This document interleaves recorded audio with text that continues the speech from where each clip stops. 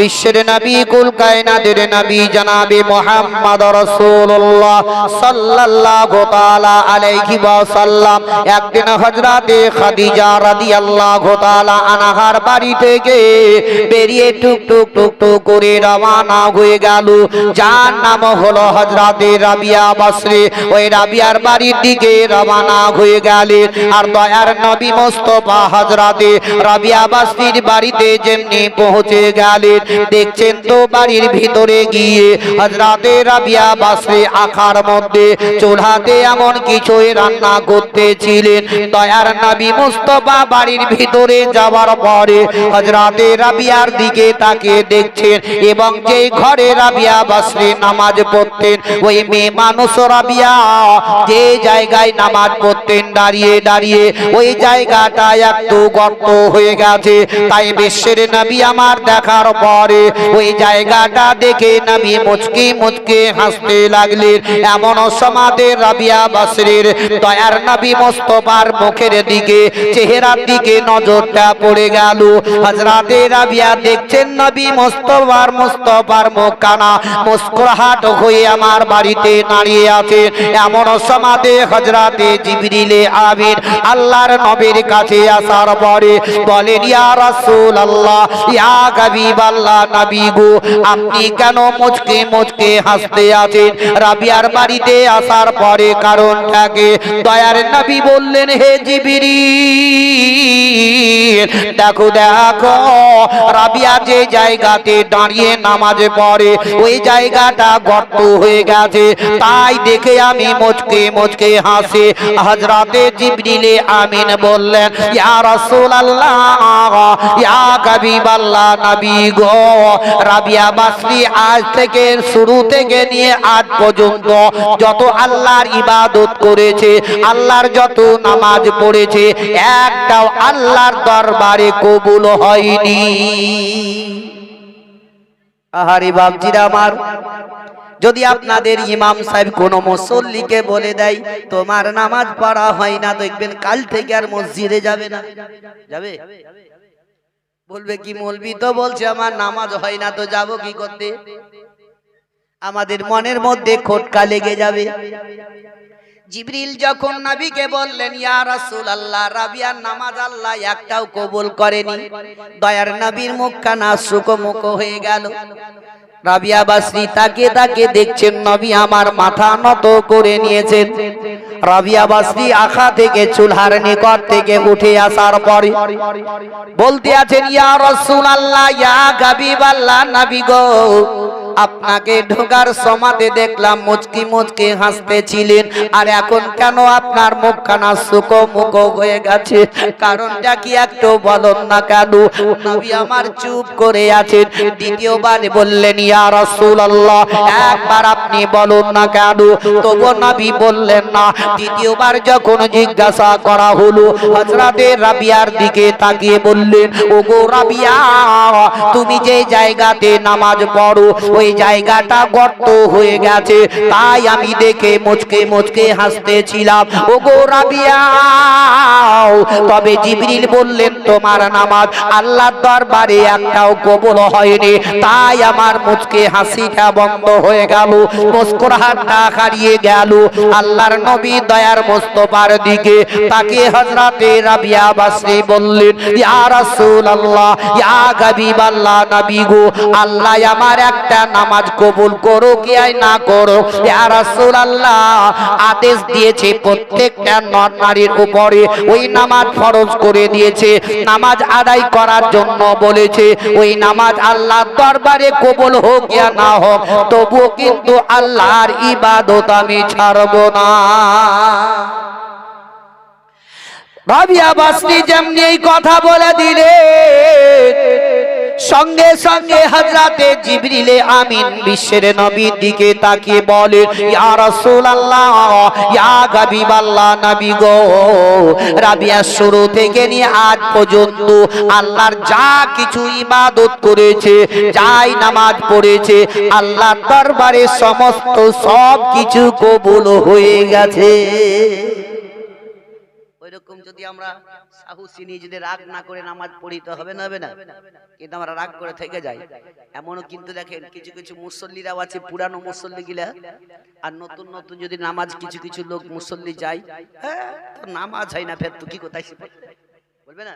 কিন্তু বাপ আমি জোরহাত করছি, আপনি পুরাতন হচ্ছে নতুন, ও যদি না জানে আপনি শিক্ষা দিয়ে দেন, আপনি নিজের পাশে নিয়ে দাঁড়ান। ওর বাপ যদি না এসে তো কি হলো, বেটা তো এসছে, যা কেউ তো এসছে, তাকে আস্তে আস্তে শিক্ষা দেওয়ার চেষ্টাটা করবেন। এমন একটি জিনিস যে বিশ্বের নবী আমার এই নামাজ প্রতিষ্ঠিত করতে গিয়ে এত কষ্ট পেয়েছেন, এত কষ্ট পেয়েছেন, তবু নবী কখনো নামাজ পড়তে ছাড়েননি। জোরে বলো সুবহানাল্লাহ। যেই নবী মুস্তাফার উপরে অত্যাচারী চলেছিল, সেই সময়তেও আপন কি আল্লাহর নবী তবু ইসলাম প্রচার করতে ছাড়েননি। যে নবী আমার মক্কা নগরে একটা ছোট্ট কুটির ঘরের ভিতরে বসে বসেই আল্লাহর নবী কোরআন তেলাওয়াত করতেছিলেন। জোরে বলো, কোরআন তেলাওয়াত করতেছিলেন। আবু জেহেল চট করে উঠে নবীর প্রতি অত্যাচারী শুরু, এমনকি মক্কা থেকে মদিনাতে গেল, আর মদিনাতে কিছুটা লোককে ডেকে জামায়াত করলো, বৈঠক করে তাদের মধ্যে দিয়ে একজনকে সর্দার মোড়ল তৈরি করে দিয়ে বলছে, শুনো ওই দেখো মক্কার বাইরে একটা জায়গাতে তাম্বুতে বসে আছে একটা লোক, কালো কুদসি, দেখতে খুবই খারাপ, সে যে মানুষকে দেখে তাকেই ঢেল মারামারি করে। আচ্ছা বলুন কেমন অত্যাচারী দেখুন। এই মিথ্যাবাদী আবু জেহেল তাদের মনকে বিভিন্ন রকমের কথাবার্তা বলে মনকে ফেটকে দিয়েছে, বুঝলেন? এমন কি ওই সর্দার বলছে, তোমরা 10টা যুবক একটু দাঁড়িয়ে যাও, এই যুবক জওয়ান না হলে পরে ওকে মারতে পারা যাবে না, কেন ওর কাছে ঢেল পাথর থাকবে, হয়তো মেরে দিবে। তো যে তোমরা তো যাবে, তবে তোমরাও তো কিছু একটা হাতে নিয়ে যাও, অস্ত্র তো নিয়ে দেবে, নাহলে তো ব্যাপার খুব খারাপ। আবু জেহেল যেভাবে কথা বলছে, তো এরা 10 জনাতে বেশ হাট্টা কাটা মোটা মোটা শরীর শক্তিশালী মিললেন। 10টা যুবক হাতে হাতে পাথর নিল। ওই 10টা যুবকের আপন বাবা চলল কোথায়? মক্কার বাইরে তাম্বুর ভিতরে যে নবী আমার কোরআন তেলাওয়াত করতেছিলেন। আর 10টা যুবকে যাওয়ার পরে আপন দূরে দাঁড়িয়ে গেল, কেননা ভয়ে তারা আগায় না, যদি একবার আমাদেরকে দেখে নেয় পাথর মারতে আরম্ভ করবে, ভয়ে ভয়ে কিন্তু এরা দূরে দূরে দাঁড়িয়ে আছে। ও বাবা জীবনের আমার ভাইরা, ওই সমাধি একটা যুবককে বলে দিল, বলে একজন চলে যা, যদি তোকে মারতে আরম্ভ করে তবে আমরা 9 জনাতে পিছন থেকে ধাওয়া করে তাকে আমরা মারতে আরম্ভ করব, তাকে আমরা শেষ করে দিব। একটা যুবক বাবা চুপে চুপে যখন আড়ালে গিয়ে দূর থেকে একটু তাকে দেখতে লাগলো, দেখছে তো ওই লোকটা এত সৌন্দর্য নোরানি চেহারা বাবা। তখন আবু জেহেল বলেছিল কালো কুদসি, কিন্তু সেটা মিথ্যা কথা, এটাই হলো সত্য। নবীর চেহারা হলো নোরানি, এমনকি মুখে দাড়ি ভরা, মুখ ভরা দাড়ি আছে, দেখতে খুব সৌন্দর্য। এই জবানটা আপন ঢেল ফেলে দিয়ে দূরে দূরে তাদের কাছে গিয়ে বলতে লাগলো, বলে শোনো রে, আমরা মদিনাতে যেই কথাগুলা শুনেছি ওইগুলা সম্পূর্ণ একদম ভুল, কিন্তু সত্য হলো এটাই, লোকটা এত সুন্দর এইরকম লোক কোনোদিন আমরা দেখি নাই। চলো তার কাছে আমরা সকলে মিলে চলে যাই। টুকটুক করে 10 জনাতে যেমনি চলে গেল, যাওয়ার পরে দেখতে পেল ওই পবিত্র কোরআন তেলাওয়াত করতেছিলেন, এমনকি মুখ ভরা দাড়ি আছে, দেখতে খুব সৌন্দর্য। 10টা জওয়ানি বাবা দেখতে দয়ার নবী আমার দেখার পরে তাদেরকে হাতের ইশারা করে ডেকে নিলেন। দেখার পরে আপন দয়ার নবী মুস্তাফার কাছে বসে গেল, নবীর সঙ্গে আলাপ আলোচনা করতে লাগলো। ওই 10টা নওজওয়ানে দয়ার নবী মুস্তাফার প্রেমে পড়ে গেল। 10টা যুবকে বলতে লাগলো, ইয়া রাসূলুল্লাহ, ইয়া হাবিবাল্লাহ, নবী গো আপনি আমাদেরকে কলমাটা পড়িয়ে দিন, আপনার প্রতি আমরা ঈমান নিয়ে চলে আসব। 10টা যুবকে কলমা পড়ে নিল, তারা নবী মুস্তাফার সঙ্গে আলাপ আলোচনা করতেছিল। এদিকে আবু জেহেল ওই মক্কা মদিনার ওই লোকেদের থেকে সর্দার জারি করা হয়েছিল।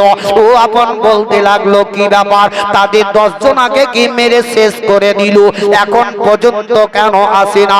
চলো আমরা একটু আগে আগে চলে যাই, কি ঘটনা ঘটেছে দেখা যাক। আবু জেহেল তাদের সঙ্গে চলল।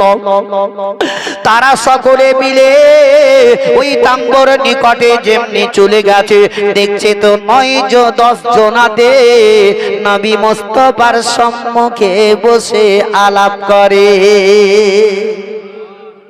এরা বলছে, এই তোদেরকে এই করতে পাঠিয়েছিলাম না তোদেরকে মারতে পাঠিয়েছিলাম বল। আহা, আবু জেহেল কি অত্যাচারী করেছিল নবীর প্রতি, তবু নবী কখনো ইসলাম প্রচার করতে ছাড়েননি এবং কাউরির জন্য কখনো বদদুয়া করেননি। জোরে বলুন সুবহানাল্লাহ। কোরআন তো বলে দিয়েছে, ওমা আরসালনাকা ইল্লা রাহমাতাল লিল আলামিন, হে মেহবুব আমি তোমাকে দুনিয়ার মধ্যে পাঠিয়েছি একমাত্র রাহমাতুল লিল আলামিন করে পাঠিয়েছি। নবী তো কাউরির জন্য বদদুয়া করে। আজ আমরা কত লোক আমরা গালাগালি করি, তো কত কথা আমরা বলতে থাকি। ওই বিশ্বের নবীর সারে যে শায়ের বলে, নবী তোমার নাম শুনিয়া পাগল মোরা হইলাম গো, নবী একেবারে তুমি আইসো গো, নবী একেবারে তুমি আইসো গো, নবী তোমার ওই নাম শুনিয়া পাগল মোরা হইলাম গো, নবী একেবারে তুমি আইসো গো, নবী একেবারে তুমি আইসো গো, সপনেতে দিও গো দেখা, দেখিব নয়ন ভরে গো, নবী একেবারে তুমি আইসো গো, নবী একেবারে তুমি আইসো গো, জীবনে তারে সই পাগ দিতাম নবী তোমার চরণে, আমি চুমো খেতাম কদমে, নবী চুমো খেতাম কদমে, তোমার প্রেমে পাগল হইয়া ঘর বাড়ি সব ছাড়লাম গো, নবী তোমায় পাইবার আশাই গো, নবী তোমায় পাইবার আশাই গো, নবী তোমার নাম শুনিয়া পাগল মোরা হইলাম গো, নবী একেবারে তুমি আইসো গো, নবী একেবারে তুমি আইসো গো, আল্লাহুম্মা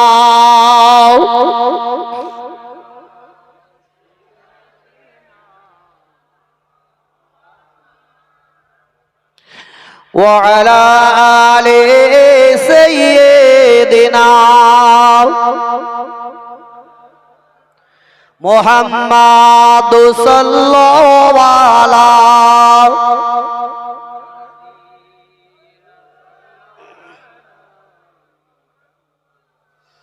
হরদম জবান সে নিকালো, হরদম জবান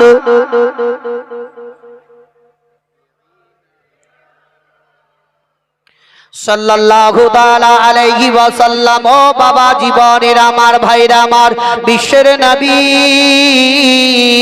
রাহমাতুল লিল আলামিন, দয়ার নবী আমার টুক টুক টুক টুক টুক টুক করে নিজের হুজরা খানায় গেলেন।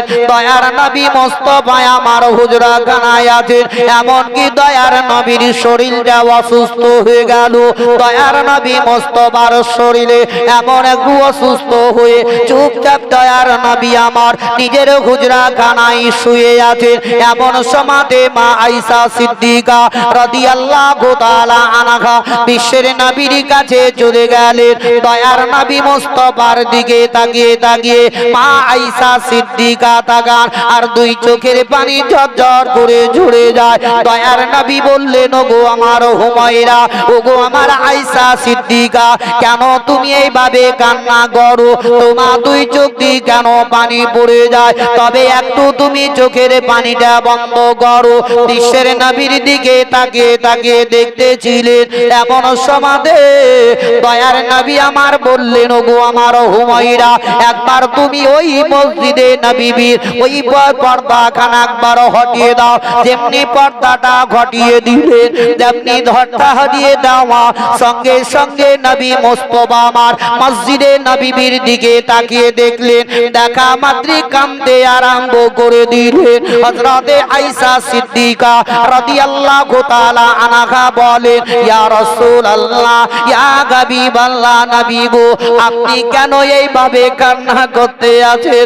আপনার দুই চোখ দিয়ে কেন পানি পড়ে যায়? ইয়া রাসূলুল্লাহ, একবার আপনি কান্নাটা বন্ধ করুন। আমি আয়েশা সিদ্দিকা, আপনার চোখের পানি আমি বরদাস্ত করতে পারি না। তবে ইয়া রাসূলুল্লাহ, আপনার এমন কি কথা মনে পড়ে গেল তবে আপনি কান্না শুরু করে দিলেন? বিশ্বের নবী আমার বললেন, ওগো আমার হুমায়রা, আমার কোনো দুঃখের কথা মনে পড়ে নাই। আমি দুঃখের মধ্যে আমি কাঁদি নাই, তবে আমি কাঁদি সুখের কাঁদন কাঁদি। বলে দুঃখের কাঁদন কাঁদি না, আমি সুখের কাঁদন কাঁদি। হযরতে আয়েশা সিদ্দিকা বললেন, ইয়া রাসূলুল্লাহ, ইয়া হাবিবাল্লাহ, নবী গো, তবে এমন সুখের কাঁদন কি এমন হতে পারে? দুঃখে মানুষ কান্না করে, কষ্ট পেলে মানুষ কান্না করে, বাপ মারা গেলে, মা মারা গেলে তখনই মানুষ কান্না করে। তবে আপনি কি এমন দুঃখের সুখে আপনি কান্না করেন? দয়ার নবী বললেন, ওগো আমার হুমায়রা, আমি এই জন্যই কান্না করি গো। দেখো দেখো, একবার মসজিদে নববীর দিকে একবার লক্ষ্য করে দেখো।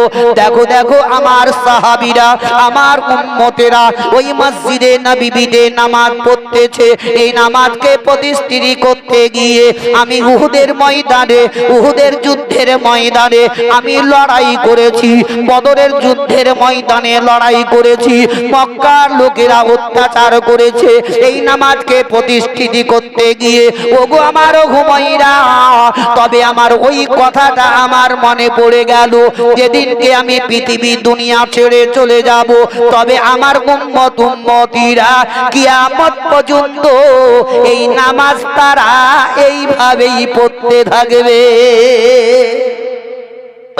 ওগো আমার হুমায়রা, তার খুশিতে আমি কান্না করি। আমার উম্মত উম্মতিরা নামাজে পড়বে, তারা খুশিতে, তার খুশিতে আমি কান্না করি। হযরতে মা আয়েশা সিদ্দিকা রাদিয়াল্লাহু তাআলা আনহাকে বললেন, ওগো আমার হুমায়রা আয়েশা, যাও যাও, তোমার পিতা যার নাম হলো হযরতে আবু বকর সিদ্দিককে আমার নিকটে ডেকে দাও। দয়ার নবী মুস্তাফার নিকটে হযরতে আয়েশা সিদ্দিকা বললেন, ইয়া রাসূলুল্লাহ, ইয়া হাবিবাল্লাহ, নবী গো, আমার পিতা, আমার আব্বা জান আবু বকর সিদ্দিককে কেন আপনার নিকটে ডাকবো? দয়ার নবী বললেন, ওগো আমার হুমায়রা, আমার শরীরটা অসুস্থ হয়ে গেছে, তবে আমার মনে গাওয়া দিচ্ছে ওই মসজিদে নববীতে আমি আর যেতে পারবো না, তবে আমার আবু বকরকে আমার জায়গাতে নামাজ পড়াতে বলবো। হযরতে আয়েশা সিদ্দিকা রাদিয়াল্লাহু তাআলা আনহা বললেন, ইয়া রাসূলুল্লাহ, ইয়া হাবিবাল্লাহ, নবী গো, আমার আব্বা আপনার ওই জায়গায় দাঁড়িয়ে দাঁড়িয়ে নামাজ পড়াতে পারবেন না, কারণ আমার আব্বা নরম দিলের লোক। আপনার ওই জায়গাতে যখনই দাঁড়াবেন তখন আমার আব্বা কেঁদে ফেলবেন, আমার আব্বা সহ্য করতে পারবেন না। ইয়া রাসূলুল্লাহ, ইয়া হাবিবাল্লাহ, নবী গো, আমার আব্বাকে ওই জায়গায় নামাজ পড়াতে পাঠাবেন না। হযরতে আয়েশা সিদ্দিকাকে নবী আমার বললেন, ওগো আমার হুমায়রা, একবার তুমি আমার নিকট নিকটে ডেকে দাও। হযরতে আয়েশা সিদ্দিকা ডাক করলেন। হযরতে আবু বকর সিদ্দিক রাদিয়াল্লাহু তাআলা আনহু যেমনি চলে গেলেন, তিনাকে বললেন চলে যাও, আমার ওই জায়গাতে দাঁড়িয়ে তুমি আপন নামাজে পড়াবে। হযরতে আবু বকর সিদ্দিক রাদিয়াল্লাহু তাআলা আনহু বিশ্বের নবীর কাছে দাঁড়িয়ে গেলেন। দয়ার নবী একবার নয়, দুইবার নয়, তিনবার বললেন আবু বকর সিদ্দিক কিন্তু জান্নাত মসজিদে নববীতে। কেন না একটাই কারণ, যদি আমি চলে যাই আর নবী যদি ইন্তেকাল হয়ে যান, তবে আমার কোনোদিন নবীর সঙ্গে আমার আলাপ আলোচনা হবে না। ও আমার ভাইরা, বাপজিরা আমার, ও আমার দরদি জননী মায়েরা আমার, হযরতে আবু বকর সিদ্দিককে যখন আপন পাঠিয়ে দেওয়া হলো, হযরতে আবু বকর সিদ্দিক ওই মসজিদে নববীতে নামাজের জন্য যেমন দাঁড়িয়ে গেছেন, এদিকে হযরতে উসমান ও আলী রাদিয়াল্লাহু তাআলা আনহু বিশ্বের নবীকে নেওয়ার জন্য টুকটুক করে বাড়ির দিকে রওনা হয়ে গেলেন। কিন্তু হযরতে আবু বকর মসজিদে নববীতে নামাজের জন্য চলে গেছেন। তারা সকলে যখন জিজ্ঞাসা করলেন, তারা বললেন নবী আমার আসবেন না। মসজিদে নববীতে যত লোক ছিল তারা সকলে অঝর নয়নে কাঁদতে আরম্ভ করে দিল। তাদের কান্নার আওয়াজ আমার বিশ্বের নবীর কানে চলে গেল। মা আয়েশা সিদ্দিকাকে বললেন, ওগো আমার আয়েশা, ওগো আমার হুমায়রা, দেখো কান্নার আওয়াজটা আসছে কোন দিক থেকে। আয়েশা বললেন, ইয়া রাসূলুল্লাহ, ওই মসজিদে নববীর দিক থেকে ওই কাঁদার আওয়াজটা চলে আসতে আছে। দয়ার নবী মুস্তাফার দিকে লক্ষ্য করে ওই মসজিদে নববীর লোকেরা এত কেঁদেছিল, এত কেঁদেছিল, মনে হচ্ছে কি এই মুহূর্তে মসজিদে নববীতে কিয়ামত হয়ে যাবে। ও ভাইরা, বাপজিরা আমার, দেখুন বিশ্বের নবীর বেদ হযরতে আবু বকর সিদ্দিক রাদিয়াল্লাহু তাআলা আনহুর বেটি, যার নাম হলো আয়েশা সিদ্দিকা রাদিয়াল্লাহু তাআলা আনহা, টুকটুক করে বিশ্বের নবীর দিকে দেখতে আছেন।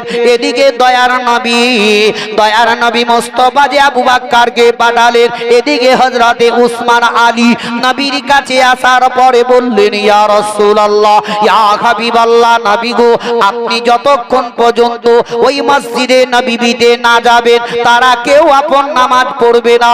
তবে আপনি আমাদের সঙ্গে চলুন। তাদের দুই কাঁধের উপরে হাত দিয়ে টুকটুক করে নবী মুস্তাফাকে নিয়ে গেলেন।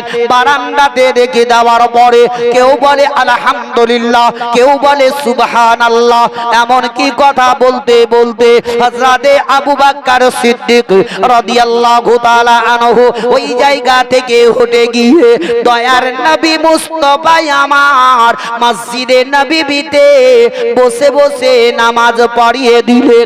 দয়ার নবী মুস্তাফাকে উসমান ও আলী নিয়ে আসতেছিলেন। তারা যখন কান্না করে, নবী আমার পিছন থেকে মুখটা মুড়ি ফিরিয়ে নিয়ে তাদেরকে বলতে লাগলেন, ও আমার মদিনার লোকেরা, ও আমার সাহাবীরা, তোমরা এইভাবে আর কেঁদো না, কেঁদো না। তোমাদের কান্না শুনলে আমার কলেজা খানা চোর চোর হয়ে যায়। দয়ার নবী মুস্তাফাকে নিজের হুজরা খানায় নিয়ে চলে গেলেন। আল্লাহর নবীর দয়ার নবী মুস্তাফার বিবি মা আয়েশা সিদ্দিকা রাদিয়াল্লাহু তাআলা আনহা ঘরের মধ্যে বসে আছেন। এমন সমাদে দয়ার নবী মুস্তাফার দিকে লক্ষ্য করে আয়েশা সিদ্দিকা অঝর নয়নে কান্না করে বারবার দেখেন আর কাঁদেন, চোখ দিয়ে পানি ঝরঝর করে ঝরে যায়। এমন সমাদে বিশ্বের নবীর কাছে হযরতে জিবরিল আমিন ও ইসরাইল আলাইহি ওয়াসাল্লাম যখন উপস্থিত হাজির হয়ে গেলেন, হযরতে জিবরিল আমিন বিশ্বের নবীর কাছে সামনে গিয়ে দাঁড়িয়ে গেলেন। জিবরিল বললেন, ইয়া রাসূলুল্লাহ, ইয়া হাবিবাল্লাহ, নবী গো, আপনার নিকটে একটা নতুন ফেরেশতা নিয়ে এসেছি। ইয়া রাসূলুল্লাহ, যদি আপনি ইজাজত দেন তবেই তাকে সামনে নিয়ে আসবো, আর যদি ইজাজত না দেন তবে তাকে ওয়াফসি করে দেব। হযরতে জিবরিল আমিনকে নবী আমার বললেন, ও জিবরিল বলো, তবে এমন কে নতুন ফেরেশতা বলো? তিনি হচ্ছেন যার নাম হলো ইসরাইল আলাইহি ওয়াসাল্লাম। জোরে বলো। ঘুমাচ্ছে নাকি? ঘুমাচ্ছে না? যদি ঘুম না হয় তো একবার তো জোরে তো একবার বলবেন সুবহানাল্লাহ। আগেই বলেছি না ভাই, কথা যদি না বুঝতে পারি তো ফের আবার সুবহানাল্লাহ কি বলবো? আপনারা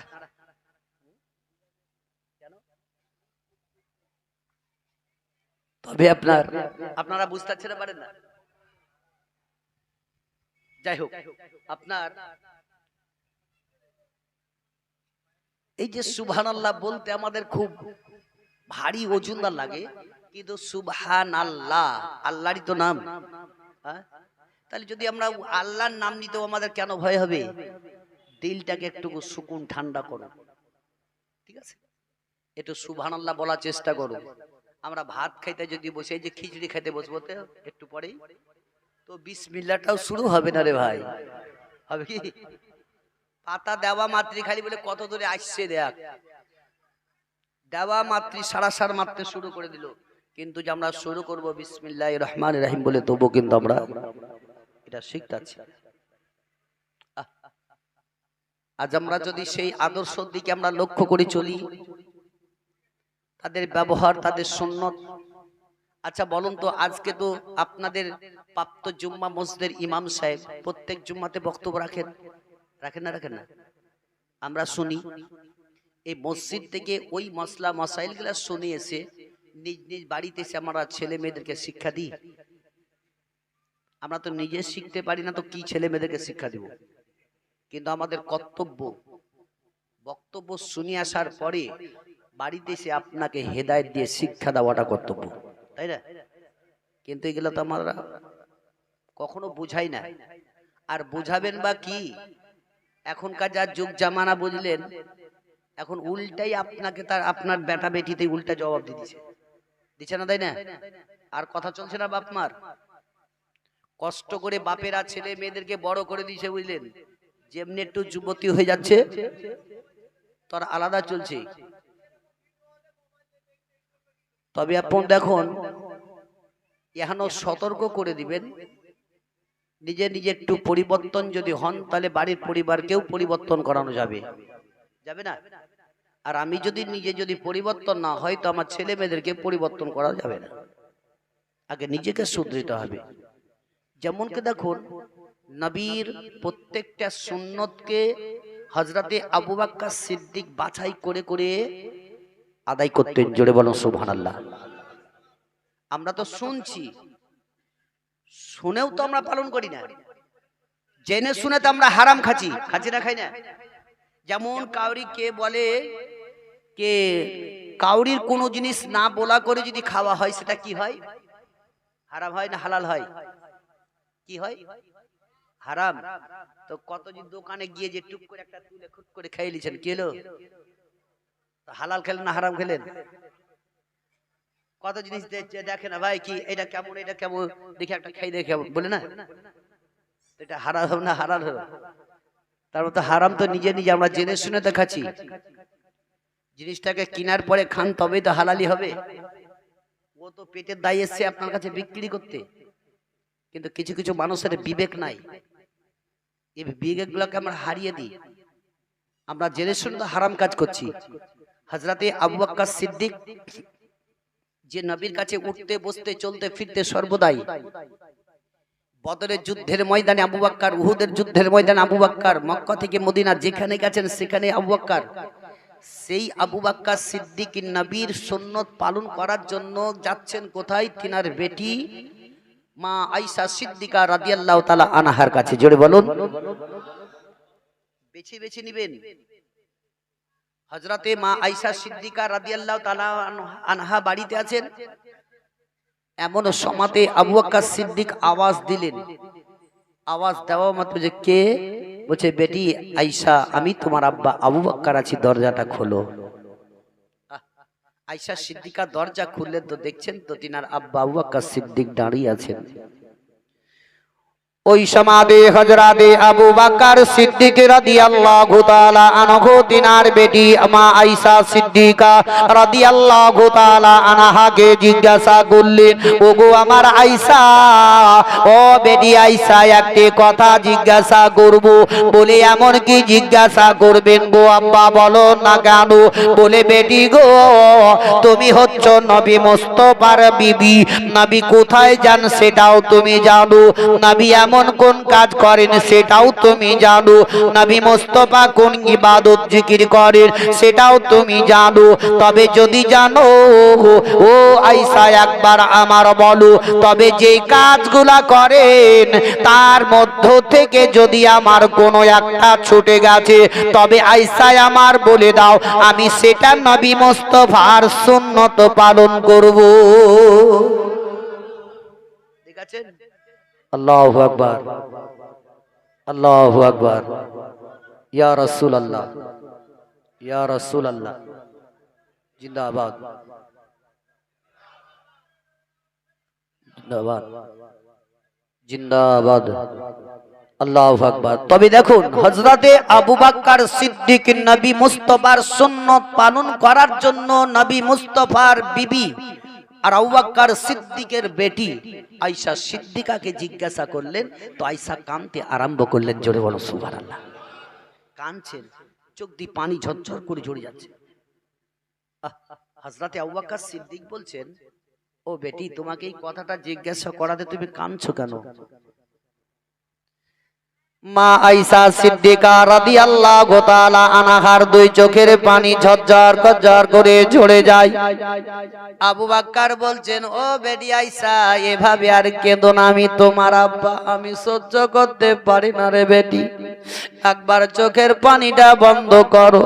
ও আমার বাপজিরা আমার, যদি কাউরির বেটি বাপের সামনে কান্না করে, বাপ কিন্তু সহ্য করতে পারে না, বেটির চোখের পানি কখনো বরদাস্ত করতে পারে না।